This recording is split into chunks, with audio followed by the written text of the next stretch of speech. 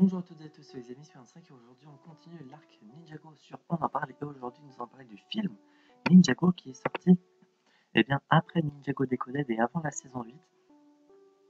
Voilà. Speech, Garmadon a envie de gouverner Ninjago. D'ailleurs, chose que j'ai oublié de dire avant d'en parler, mais le film est totalement pas canon à l'univers de Ninjago. C'est un truc totalement à part qui reprend plus ou moins l'univers de Ninjago. Euh, les mêmes personnages, mais ce n'est absolument pas canon. Voilà. D'ailleurs, ça va être vraiment négatif sur ce point-ci. Ouais. Du coup, le garant a envie de gouverner sur Ninjago, mais les Néerlandais empêchent à chaque fois, et là, ils vont devoir faire plus enfin, ils vont devoir s'entraider un moment parce qu'ils sont obligés de récupérer une arme pour détruire Garandon un bon bah, qu'il arrête de faire du mal, quoi. Enfin, ouais, c'est l'expression que je cherchais. Mais bon, ça va pas se passer comme ils avaient prévu. Et on va devoir suivre leurs aventures. Alors, point positif et négatif. Point positif, ça reste quand même malgré tout un film Lego, Ninjago. Film Lego, du coup, ça reste très très bien fait. Mais l'univers de Ninjago est totalement bousillé. Le film reste sympa, mais il y a certains trucs que j'accepte pas personnellement. Comme le fait que, par exemple, Sensei Wu a une voix totalement différente et cliché des sensei asiatiques.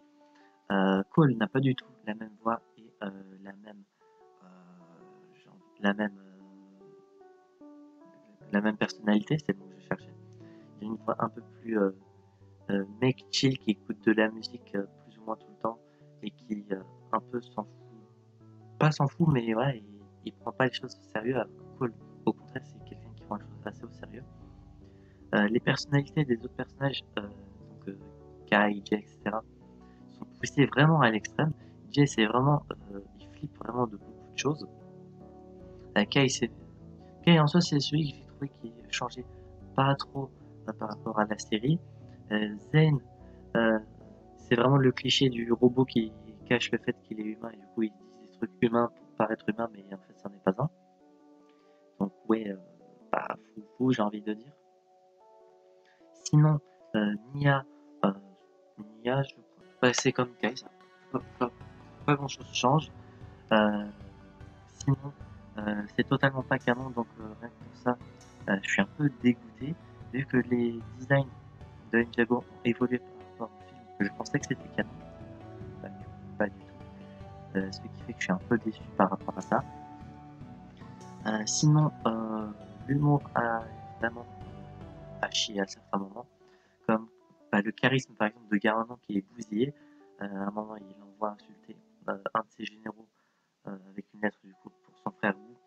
Euh, c'est vraiment des clashs niveau maternel.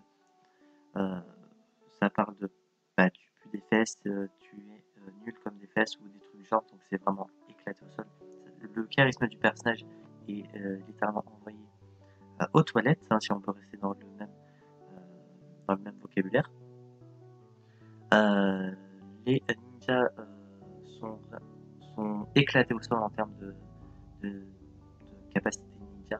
On dirait vraiment des, des enfants qui se prennent pour des super-héros alors que pas trop.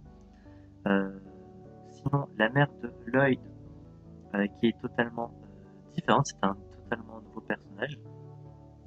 D'ailleurs, sinon, la mère de Lloyd, qui est un vraiment bon perso, c'est un des seuls points positifs qu'on peut retenir du film. Lloyd, il change pas trop, j'ai l'impression. Il perd son charisme de chef parce que bah, il est moins ouf, je trouve, cette version de Lloyd. Sinon, les pouvoirs élémentaires arrivent vraiment. C'est pas vraiment un spoil, de toute façon, est-ce qu'on s'en fout un peu. Les pouvoirs élémentaires arrivent que à la fin du film. Donc, moi qui attendais d'avoir un truc un peu plus spécial par rapport aux pouvoirs élémentaires, c'est à chier. La liste de Njego qui est totalement débile. Sinon, je sais que j'ai vraiment beaucoup de points négatifs à retenir du film. Mais malgré tous ces trucs, le film reste sympa à regarder. C'est bien. Ça, comme l'expression le dit, ça ne casse pas trois pattes à un canard, c'est dur à dire assez rapidement. Et voilà, j'ai pas grand chose à dire de plus. Le film est plus ou moins osé sur 20. Si on suit vraiment tout ce qui est de la série, c'est vraiment un bonus. Un peu dégoûté que les designs ont changé, entre guillemets, à cause du film.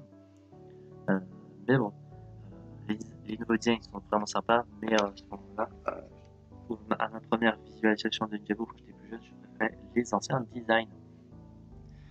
Voilà, cet épisode c'est vraiment un peu plus salty que d'habitude parce qu'il y avait beaucoup de choses à dire. Le film est sympa, mais vraiment sans plus. J'ai pas grand chose à dire de plus. Le lore est éclaté au sol. Il n'y a rien qui est à retenir, je pense. Il y a des choses sympas, mais ouais, que ce soit là ou pas là, ça change absolument rien.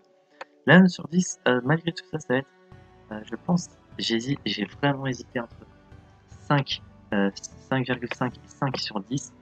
Et après réflexion, je pense que je vais mettre 5 sur 10. Là, sur mon doc, j'ai 5,5. 5 sur 10, pour ceux qui veulent un comparatif des anciens épisodes de cet arc, c'est au même niveau que Ninjago Decoded, Elle était debout, le jour des âmes disparues, j'ai mis 8,5, je me disais aussi. Le musée, non, laissons. Ah, il y a en même temps. Ouais, bon, le truc bug un peu. Mais bon, ça va être un 5 sur 10, je modifie ma note en direct sur mon document. Vraiment pas ouf ce film. Si on vraiment s'attendait à grand chose, faut vraiment pas s'attendre à grand chose si vous voulez voir le film. Voilà, j'espère que cet épisode On en parle vous aura plu. Il a été plus long que les autres, en même temps on parle d'un film et pas de mini-épisode dans lequel, en 2 minutes j'ai tout fini. J'espère que malgré tout cet épisode vous aura plu. Si c'est le cas, n'hésitez pas à vous abonner, mettre un petit pouce bleu, activer la cloche, à mettre en commentaire votre avis sur le film sans spoilers si vous l'avez vu. Et si vous ne l'avez pas vu, eh bien, si vous comptez le regarder malgré tout, avec tous les points négatifs que j'ai dû balancer à la gueule du truc. J'enregistre ça, on était toujours le 16 février. Et on se retrouve donc, j'espère, la prochaine fois pour de prochaines aventures. C'est 25 et je vais vous dire enjoy!